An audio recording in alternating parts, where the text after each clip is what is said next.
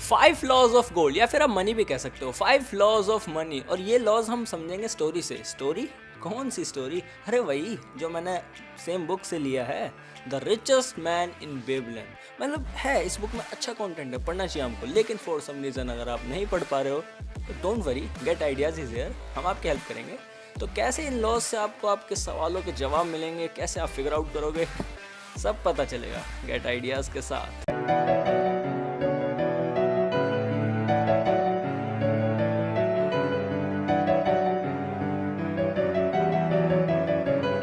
Loss को समझने से पहले हम थोड़ा स्टोरी को जान लेते हैं। तो ये स्टोरी है बेबीलोन की। बेबीलोन एक शहर जो 6000 साल पहले सबसे रिचेस्ट सिटी हुआ करती थी, और इस रिचेस्ट सिटी का सबसे रिच आदमी था अर्कद। तो उस टाइम ना वहाँ पर एक कस्टम हुआ करता था जिसमें कि जो अमीर लोग हैं उनके बच्चे उन्हीं के साथ रहते थे, मतलब उनकी रियासत उनको सीधा फॉरवर्ड हो जाती थी। तो ऐसा कुछ कस्टम होता था। लेकिन अर्कद ने कहा नहीं, मैं अपने बच्चे को ऐसे ही नहीं दे दूँगा अपनी रियासत। तो एक दिन वो अपने बेटे को बुलाते हैं और कहते हैं कि देखो मेरे पास बहुत पैसा है, बहुत रियासत है, मेरे पास बहुत अच्छी खासी वेल्थ है, और मैं चाहता हूँ कि तुम इसको आगे कंटिन्यू करो, लेकिन उसके लिए तुमको मेरे को प्रूव करना पड़ेगा कि तुम इसके काबिल हो भी या नहीं। ठीक है, फिर वो कहते हैं कि क्या करना पड़ेगा। तो वो कहते हैं कि आज से 10 साल बाद बाहर जाओ, दुनिया देखो, सोना कमाओ, इज्जत कमाओ, लोगों के बीच में अपना नाम बनाओ। ठीक है, उसके बाद तुम आना मेरे पास 10 साल बाद आज से, फिर देखेंगे कि तुम कितने वर्थी हो या नहीं हो, तुमने कुछ किया है या नहीं कर पाए हो। अगर तुम ऐसा कर लेते हो, अपना नाम बना लेते हो, तो फिर मेरी जो रियासत है वो मैं तुमको दे दूंगा। लेकिन अगर तुम किसी कारण से नहीं बना पाए तो मैं सारी अपनी जो रियासत है सब चैरिटी में दे दूंगा। उसके बाद अर्कद का बेटा नोमरसेट जाता है 10 साल के लिए, लेकिन उससे पहले अर्कद उसको एक सोने की पोटली देता है और अपने 5 laws of gold clay tablet पर रैप करके उसको दे देता है कि अगर तुम्हें कभी ज़रूरत पड़े, समझना है क्या करना है, क्या हो रहा है तुम्हारे साथ, ये सब कुछ जो सोचा था वो नहीं हो रहा है, तो इनको पढ़ना, ये तुम्हारी ज़रूर हेल्प करेंगे। और ये हम समझने भी वाले हैं। फिर नोमरसेट जाता है 10 साल के लिए, लेकिन जब वो 10 साल के बाद वापस आता है तो एक मीटिंग बुलाई जाती है कि हाँ भाई नोमरसेट आया, देखते हैं अब क्या होगा। तो मीटिंग बुलाई जाती है। उस टाइम पे अमीर लोगों का अच्छा खासा महल टाइप घर हुआ करता था। ठीक है, तो उसके मम्मी पापा ऐसे सामने बैठे थ्रोन पर और आसपास लोग हैं, और वो हॉल के बीच में खड़ा होकर बता रहा है अपनी 10 साल की जर्नी कि आज से 10 साल पहले आपने मेरे को भेजा था बाहर सोना कमाने के लिए, इज्जत कमाने के लिए, अपनी विजडम दे करके। और मैं गया, और मैं एक शहर में गया, नेवने नाम के शहर में, और वहाँ पर ये मानना था कि जो अमीर लोगों के सफ़ेद घोड़े होते हैं वो कभी रेस नहीं हारते।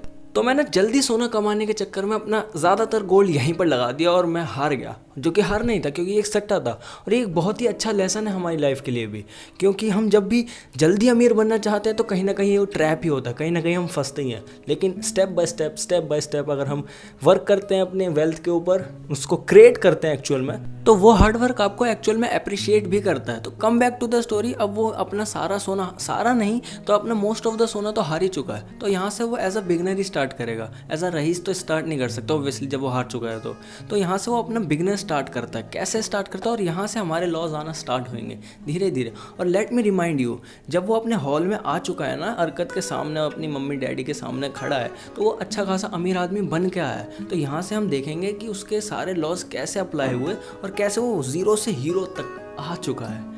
अब अपना मोस्ट ऑफ द गोल्ड हारने के बाद में उसके पास ज़्यादा कुछ बचता नहीं है। फिर उसको एक आदमी मिलता है, उससे थोड़ा क्वाइट फ्रेंडली हो जाता है बात करते करते।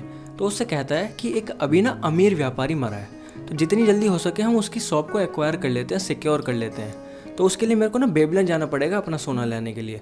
उससे पहले तुम अपने सोने से उसको एक्वायर कर लो, ठीक है? तो वो ऐसे करता है। लेकिन जब वो बेबीलोन जाता तो वापस लौट कर ही नहीं आता। फिर नोमरसेट को ये रियलाइज़ होता है जो बिना एनालाइज के इसने बिजनेस ले लिया है, इसका कोई मतलब तो है नहीं, सिर्फ लॉस ही लॉस है, ना ही सेल्स है, ना ही उसके पास सोना है और प्रोडक्ट खरीदने के लिए।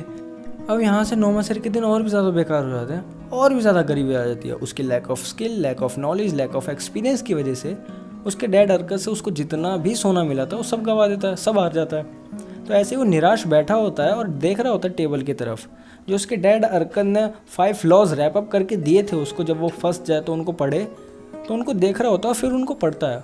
फिर उसको ये रियलाइज़ होता है कि अगर ये लॉज वो पहले पढ़ लेता तो जितना भी उसने सोना गंवाया है वो गंवाता नहीं, इवन उस सोने से ज़्यादा और सोना कमा लेता। अब यहाँ शुरू होता है हमारा फर्स्ट लॉ। गोल्ड है वो बहुत खुशी खुशी हमारे पास आ जाता है, जो पैसे होते हैं वो खुशी खुशी हमारे पास आ जाते हैं। और उन पैसों को बढ़ाने के लिए 1/10 ऑफ योर अर्निंग, जितना भी आप कमाते हो उसका 1/10 पार्ट अपने पास रखो। और यही चीज़ मैंने आपको द रिचेस्ट मैन की सीरीज़ में पहले वाली वीडियो में बताई है, 7 ways टू मेक वेल्थ वाली वीडियो में एकदम अच्छे से डिटेल में बताया, आप उसको भी चेकआउट कर सकते हो। और यही हमारे यहाँ पर फर्स्ट लॉ भी है, क्योंकि यही तो कोर है। और इससे पता होता है क्या है, इससे पैसे बचने लगते हैं, पैसे आपके पास रुकने लगते हैं। अगर आपके पास पैसे ही नहीं होंगे, ना ही आप इन्वेस्ट कर पाओगे, ना ही किसी बिजनेस में लगा पाओगे, ना ही किसी पैसे से पैसा बना पाओगे। That's a simple maths. Okay, तो अगर आप इस फर्स्ट लॉ को फॉलो करते हो, 1/10 ऑफ योर अर्निंग आप अपने पास रखते हो, तो आपके पास पैसे बचने लगेंगे। और that's the first step to make a wealth, massive wealth. Okay, this was the first law. अब सेकंड लॉ सुनो। आपको क्या लगता है कि बेस्ट एम्प्लॉय आपके लिए क्या चीज़ हो सकती है? Let me tell you, your money is the best employ for you. Let me tell you how. अब आप एक अच्छे ओनर हो, ठीक है, आपने अपना फर्स्ट लॉ फॉलो करके अपने पैसा जोड़ लिया और आपको पैसा संभालना आता है, ठीक है, आप अपने पैसों को बचा सकते हो, तो ये सेकंड लॉ आपके लिए काम करेगा। अगर आप अपने पैसों को बचाना जानते हो, ठीक है, जब अपॉर्चुनिटी आएगी एक अच्छी जगह इन्वेस्ट करने की, तो आप अपना पैसा इन्वेस्ट कर पाओगे, क्योंकि आपके पास पैसा है यार। दैट्स अ सिंपल लॉजिक, ठीक है। अगर अपॉर्चुनिटी आती है तो आप अपना पैसा इन्वेस्ट कर पाओगे। और यहाँ पर एक और कैच है, जब आप कॉन्स्टेंटली काम करते रहते हो ना, हार्डवर्क करते रहते हो, डिसिप्लिन में रहते हो, तो आपको एक चीज़ मिलती है, that's called luck. Luck is a bonus.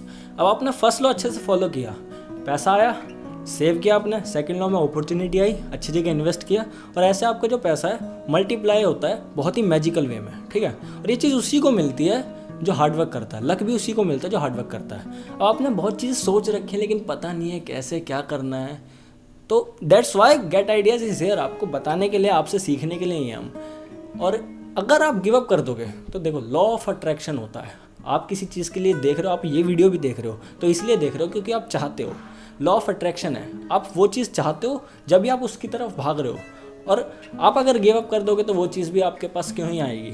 इसलिए डोंट गिव अप, कोई ना कोई वे मिलेगा, पक्का मिलेगा। और तीसरा लॉ सुनो, अब जो आपका पैसा है, your money, to protect your money you have to invest it, and you have to invest it in under a wise man, जो आपको एक अच्छी एडवाइस दे सके, जिसको अच्छी खासी नॉलेज हो, अच्छा खासा एक्सपीरियंस हो। अब इसको एक स्टोरी से बताता हूँ मैं आपको।